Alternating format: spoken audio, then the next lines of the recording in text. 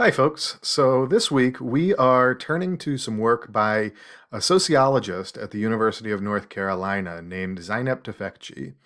Tufekci focuses primarily on the way that technology, new and emerging technologies, affect our society, affect the way that we function in social spaces.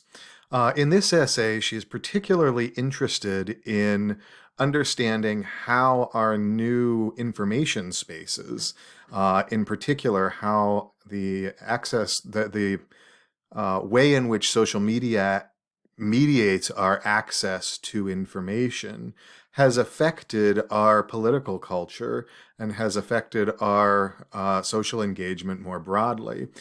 So the essay is entitled The Democracy Poisoning Golden Age of Free Speech. And our central question is whether the proliferation of free speech that we see in social media and in other online spaces is in fact a good for democracy, or whether it's too much or the wrong kind of free speech that we see happening in these spaces. And this is a politically contentious question, whether there are limitations on freedom of expression, what those limitations ought to be, and whether the information spaces that we're living in right now are effective at enabling free expression, or whether they are a danger to the freedom of expression and, in particular, a danger to its fulfilling its broader function as part of a democratic society, enabling democratic engagement. So that's what we're going to spend our time talking about this week.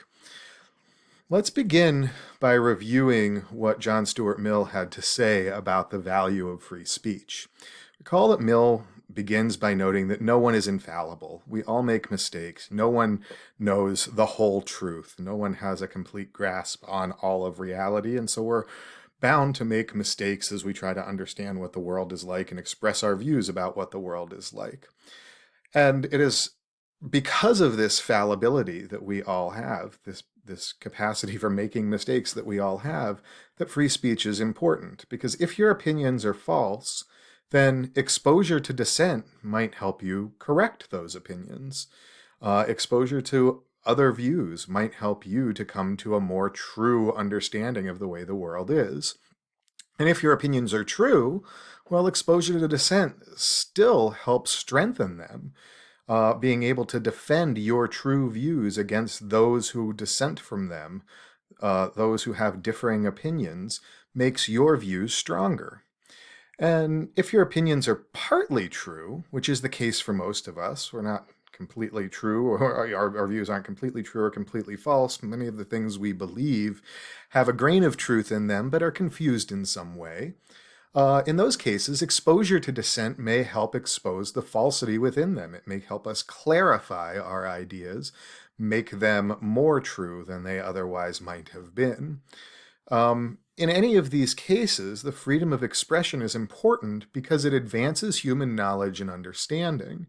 It helps us to better understand the world that we are in if we have a marketplace of ideas, a variety of competing views being expressed, such that the one with the best reasons behind it, the one that can be most ably defended by appeal to reason and to evidence, is the one that ends up winning the day, the one we end up using as a guide to our behaviors. In that case, we'll be better off. And in the political context, this is also true. The value of free speech is that it ensures that everyone has a voice in our democratic processes. No one can be shut out from the get-go. Everyone has the right to express themselves and make themselves heard.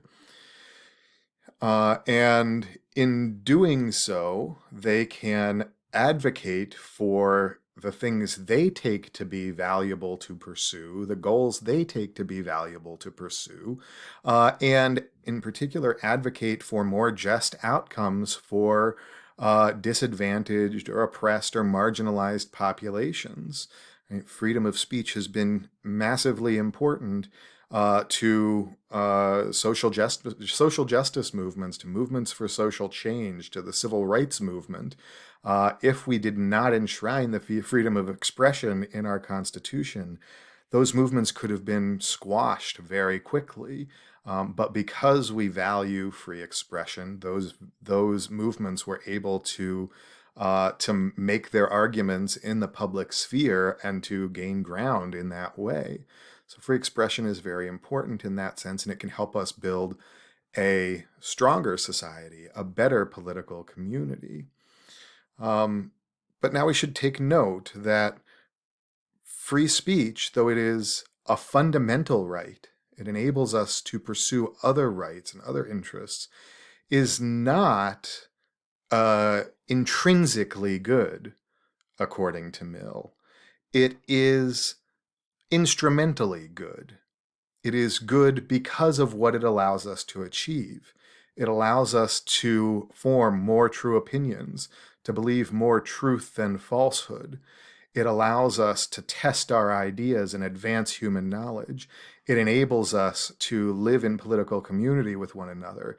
It enables those who are oppressed or marginalized to have a voice and to advance their cause and to end up advancing society as a whole as a result, end up generating greater utility overall as a result.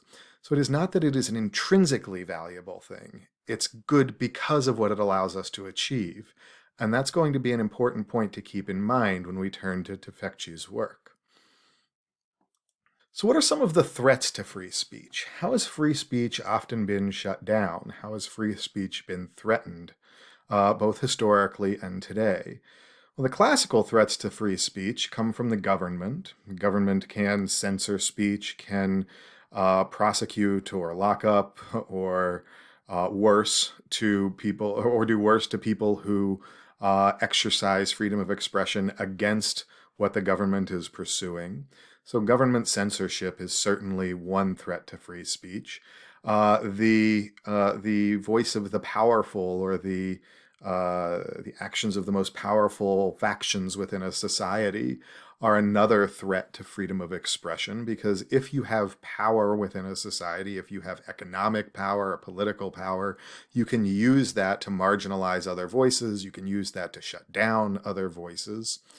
And as Mill recognized, the people themselves can be a threat to freedom of expression, because the people themselves can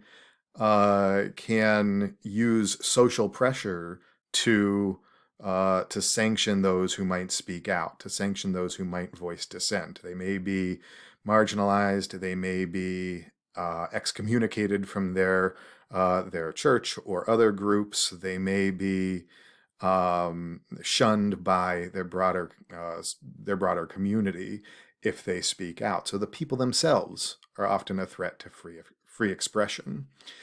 And the methods that these classical threats to freedom of expression use are the common methods that come to mind when we think of how free speech is stopped or free speech is blocked.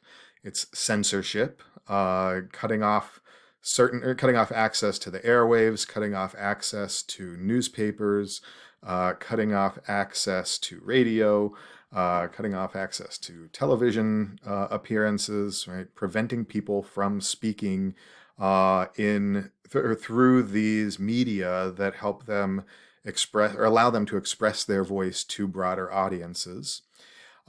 It's by use of threats of violence or of social sanction that people are threatened into silencing themselves.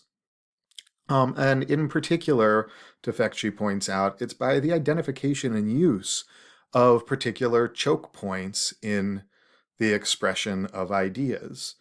Right? Historically, if you wanted to get your ideas out there, you had a limited number of ways of trying to do that. You could go and stand on a soapbox in the public square and shout those ideas. And if that was a problem for the powers that be or for the government, then the police would get involved and drag you out of there, and then you wouldn't be able to speak. Or if it wasn't a problem for the government, but it was a problem for the people, for other people in your society, they might, in a vigilante way, drag you out of there and prevent you from speaking. So there's a choke point there. Uh, Other ways you might get your opinions out there is by publishing broadsides or publishing newspapers or publishing magazines or publishing journals or publishing books. But this is a costly endeavor. You need to have a printing press. You need to have access to the raw materials that go into printing a pamphlet or a book or a broadside. You need to have the technology to do it. You need to have the skill to do it. And it's very easy to prevent some people from accessing those resources. So there's another choke point. Or you might go on the airwaves, you might go on radio or television, but those are tightly controlled media. The government censors and the powerful people who own those media can prevent certain voices from speaking out. So those are the classical ways in which free speech is threatened. But Tufekci wants to point out that those are not the threats to free speech that we see in contemporary society. In contemporary society, we again see that the government is involved and the powerful stakeholders in society are involved as threats to freedom of expression. But more importantly, in contemporary society, social pressure plays a larger role. The people are a greater threat to freedom of speech, or perhaps a greater threat to freedom of speech, and certain interest groups are a greater threat to freedom of speech. So she identifies things like social pressure and cancel culture, although she doesn't call it that, as threats to freedom of speech. We might identify, or she also identifies misinformation and disinformation as a significant contemporary threat to freedom of speech, and it comes from political actors, it comes from economic actors, it comes from government officials.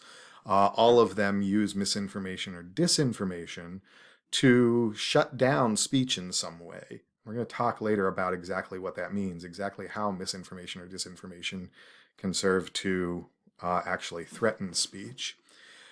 And then the final thing she points out is that control of information spaces is a huge threat to freedom of expression in the contemporary world.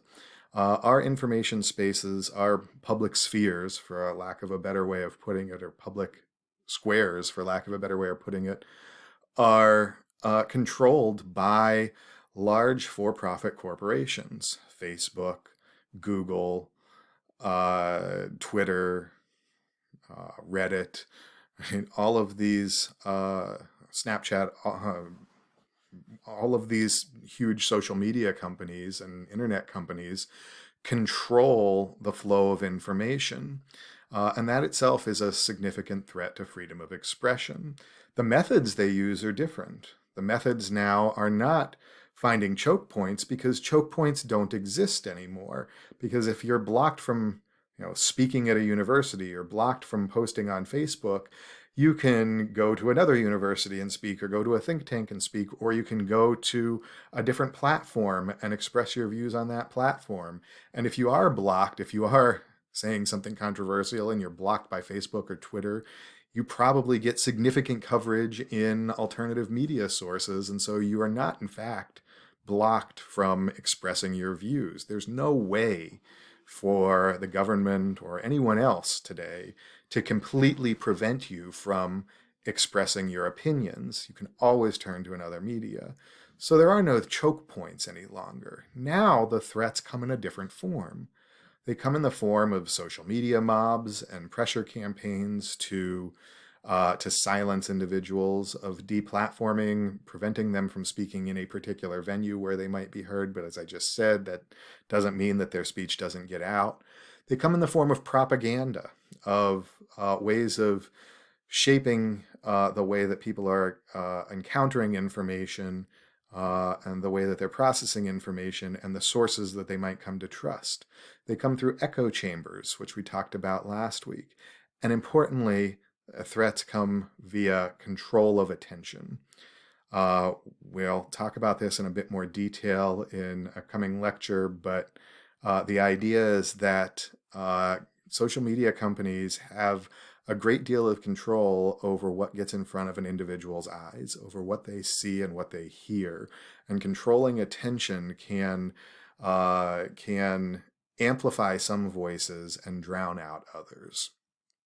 So I'm going to stop there for this video, and I'll pick up in the next video, sort of digging more directly into Tufekci's arguments.